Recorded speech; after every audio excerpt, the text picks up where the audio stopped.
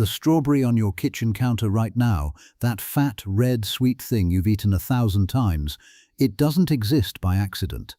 It exists because a spy smuggled 5 illegal plants across an ocean and an empire got completely fooled in the process. Most people assume the strawberry is just a fruit, something that's always been there, always tasted like this, always looked like this, but the strawberry you know today is less than 300 years old. And the story of how it got here runs through ancient Rome, a Norse goddess, a king who was obsessed, and one of the strangest botanical accidents in recorded history.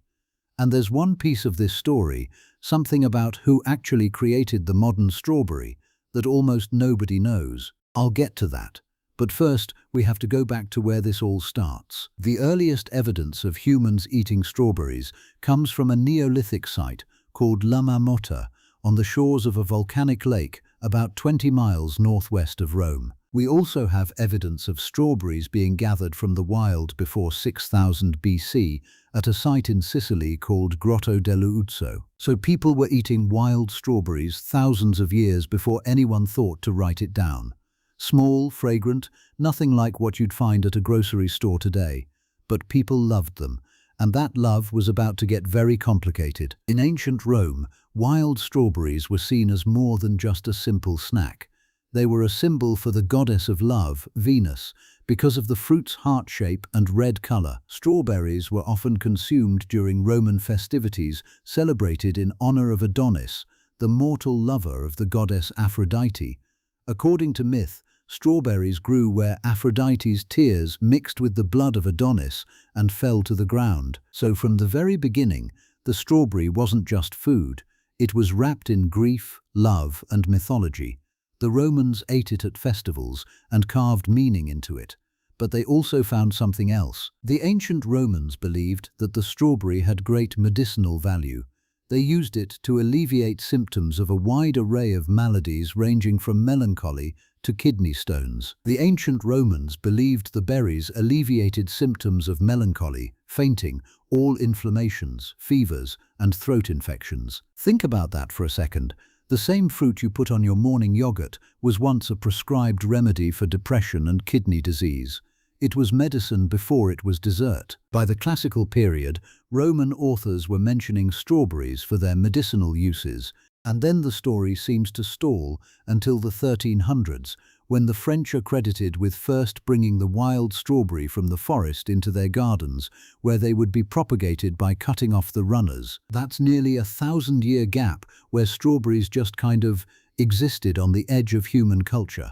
People picked them wild, they used them in remedies, they didn't think too hard about growing them deliberately. But then the medieval church got involved, and things got strange. Medieval stonemasons carved strawberries into their altars and the pillars of cathedrals to symbolize perfection and righteousness. Strawberries appeared in the coats of arms of nobility and were used as decorative elements in religious iconography. In Norse mythology, strawberries were linked to Freyja, the goddess of love and fertility. It was believed that strawberries were sacred to Freyja and used in rituals to invoke her blessings. According to some versions of the myths, children who passed away were carried to heaven on strawberry plants, reflecting the fruit's connection to purity and the afterlife. So here you have this one small fruit that simultaneously represented love, death, purity, fertility, medicine, and divine perfection, across completely separate cultures. That's not a coincidence. There's something about the strawberry's shape, its color, its scent that just hits something deep in the human brain, and the kings of Europe were not immune to it. The French King Charles V, who reigned from 1364 to 1380, is said to have had 1,200 strawberry plants in his royal garden. This is the moment when strawberries stop being something you find in a forest and start becoming something people compete over. Royal gardens across France began cultivating them deliberately. Monasteries and royal gardens were among the first to cultivate strawberries systematically, enhancing their size and flavor through early horticultural techniques. They were getting better, bigger, more fragrant, but they were still small by any modern standard, and they were still only available to the wealthy. Then came the Sun King, And this is where the obsession really kicks in. King Louis XIV, affectionately known as the Sun King, had a profound love for strawberries.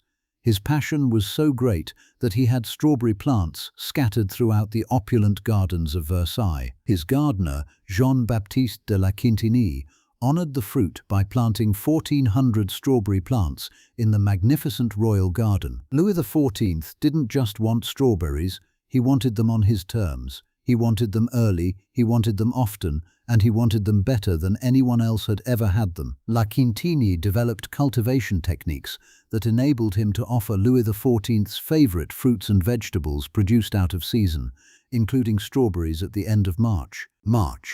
In France, in the 1600s, before greenhouses were common, before modern agriculture, a royal gardener was engineering early strawberry harvests for a king who simply couldn't wait. According to anecdotes, not a single day went by when Louis XIV forgot about his garden. The harvest was a regular topic of conversation during his dinner, twice a day. This is the thing about the strawberry that people miss. It didn't just feed royalty, it drove them, it shaped decisions, and you're about to see exactly how far that went. Now here's the part I mentioned at the start, the piece of this story that almost nobody knows. Remember it, because it changes everything about the fruit you're eating today. In 1711, the War of the Spanish Succession was going poorly for France, a country ruled by Louis XIV, a monarch who loved strawberries. Those two facts, the status of an intercontinental European war and Louis's favorite fruit, may seem unrelated, but strawberries and espionage were about to collide in unpredictable ways. Fearing that France might be shut out of Pacific South America in a peace treaty, Louis sent a military engineer named Amédée François Frasier through pirate-infested waters of the Atlantic and around Cape Horn to map the area and collect intelligence. Pretending to be a merchant, Frasier covertly assessed Spanish fortifications, observed trade and exports, mapped the land, made and corrected navigational charts, and evaluated the potential allegiance of the indigenous people. This was a full spy operation, war intelligence, geopolitical strategy, and somewhere in the middle of all that, Frasier stumbled onto something that had nothing to do with his mission. While in Chile, Frasier came across something unexpected: large, pale strawberries growing near the coastal city of Concepcion. They were unlike any he had seen in Europe. He described them as plants that grew in whole fields, with fruit generally as big as a walnut, and sometimes as a hen's egg, of a whitish red.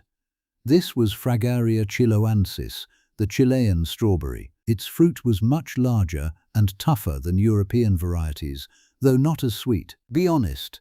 If you'd spent your whole life eating a fruit the size of your thumbnail and you suddenly found one the size of a walnut, you'd stop the mission too. The larger fruit Frasier encountered had been cultivated by native peoples in the region for almost 1,000 years. It was likely cultivated by both the Mapuche and the Huiliche people, whose language, Mapudungun, had specific words for both wild strawberries and cultivated strawberries. These communities had been refining this fruit for a millennium before a French spy ever laid eyes on it.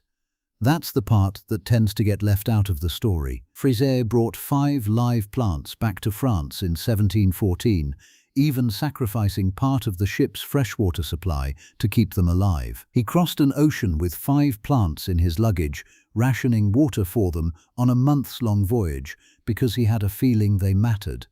And then he got home, handed them over, and nothing happened. At first introduction to Europe, the Chilean strawberry plants grew vigorously but produced no fruit. French gardeners in Brittany in the 1750s noticed that the Chilean plants bore only female flowers. Those 5 small plants refused to bear fruit once replanted in France because they were all female. Frasier had risked his life, rationed water, and smuggled plants across an ocean, and they wouldn't produce a single berry. For decades, this giant Chilean strawberry sat in European gardens, growing beautifully, flowering, and giving absolutely nothing. This is the part where the story gets genuinely strange, because the answer to the problem was already there. It had been there for over a century. When the Chilean plants were transported to Paris, They bore fruit after being crossbred with the Virginia strawberry, Fragaria virginiana, a variety with small red fruits that had been brought from Quebec nearly a century earlier. The legend goes that after Fraisier smuggled the Chilean variety back to Europe, it was planted near some Fragaria virginiana already growing, and they spontaneously cross-pollinated. Two plants from opposite ends of the American continent, brought to Europe separately by different people for completely different reasons, ended up next to each other in a French garden and accidentally created something new. These two New World species of strawberries were crossed in Europe, giving rise to the modern strawberry, Fragaria ananassa. The most significant crossbreeding came in 1765, when French botanist Antoine Nicolas Duchesne successfully crossed Fragaria chiloensis and Fragaria virginiana, and Duchesne was 17 years old when he first caught the attention of the king with this work. In 1764, the 17-year-old Duchesne made his name by presenting Louis XV with a pot of Chilean strawberries containing fruit so large and beautiful that the king ordered an illustrator to paint them for the royal library. Louis XV then financed Duchesne to collect every known strawberry species in Europe for the royal garden at Versailles. A teenager presenting fruit to a king, getting a royal commission to study every strawberry in existence. That's the kind of story that sounds made up. But it happened. At the time, the new hybrid was called the pine strawberry or pineapple strawberry. French botanist Duchesne had named it Fragaria x ananassa because its flavor was reminiscent of pineapple. So the strawberry you eat today was once named after a pineapple. And that flavor, that particular combination of sweetness, tartness, and fragrance, came from an accident that involved a war, a spy mission, two separate continents, and a teenager with a talent for botany. Strawberry breeding came to a standstill in France during the chaos of the French Revolution. The very institution that had driven strawberry development, the royal court, the royal gardens, the king's obsession, was swept away almost overnight. But by then, the hybrid existed. The seed had been planted, literally and figuratively, and it spread. One of the first popular cultivars in America was Hovey, introduced in 1838 by Charles Hovey, a fruit grower, plant breeder, and writer from Massachusetts. Since that time, plant breeders made tremendous progress in improving the fruit quality and overall productivity of strawberries. From royal gardens to commercial farms, the strawberry crossed the Atlantic again, this time in the other direction, and started becoming the mass-market fruit we know today. And here's something worth sitting with. Today's strawberries have 8 sets of chromosomes compared with humans' 2, and have been naturally crossed so many times that the possibilities of a single fruit's genetic origins are nearly endless. Every strawberry you eat carries the genetic fingerprints of indigenous farmers in Chile, wild plants from North America, a French spy who rationed water on a warship,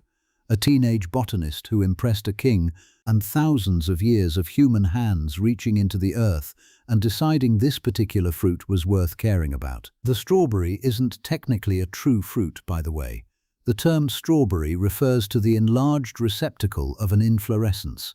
The real fruits are actually the tiny yellow seeds on the surface, what we call the achenes. So the part you think is the fruit is actually the fleshy base, and the things you barely notice, those little dots on the outside, those are the actual fruits. You've been eating the wrong part this whole time. Or, well, all of it. But still, and what about the name itself? The word strawberry originates from Old English, combining strua, referring to the straw-like appearance of the plant's stalks, and berry, an Old English term for fruit. Meanwhile, Fraisier's own surname was derived from fraise, the French word for strawberry. The man whose name literally meant strawberry in French was the one who smuggled the plant that created the modern version. That's either a beautiful coincidence or the universe has a very specific sense of humor. If you've made it this far, drop a comment with one word, just say Fraisier. I want to see how many people actually know that name now. And if you found this story as wild as I did, there's a whole rabbit hole of food histories on this channel. The kind where you think you know a thing and then you really don't. Hit subscribe so you don't miss the next one, because the story we're covering next is just as strange as this one. Here's what actually happened over the course of this video. You started thinking about a strawberry as a piece of fruit, and now you know it's the product of an ancient Roman medical tradition, a Norse goddess, a king who wouldn't stop talking about his garden at dinner, a spy who rationed water on a warship for 5 plants, and a teenager who handed a bowl of berries to a monarch and changed botanical history. Every modern strawberry, from backyard patches to grocery store displays, can be traced back to one unlikely source, a French spy named Amédée François Fraisier. The fruit didn't fool just one empire, it fooled all of us into thinking it was simple. It never was.